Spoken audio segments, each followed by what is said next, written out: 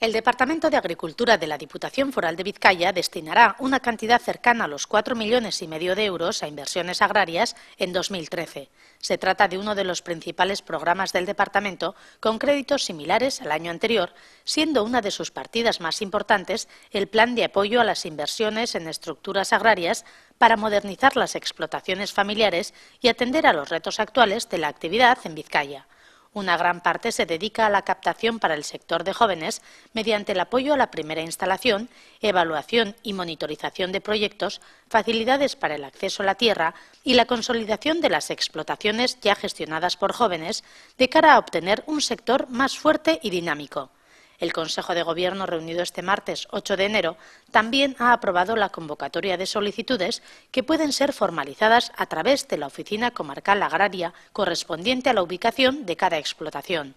Los expedientes serán tramitados por el Servicio de Desarrollo Agrario y resueltos por la diputada de Agricultura, Irene Pardo, en un plazo máximo de 6 meses desde la finalización del periodo establecido para la presentación de peticiones.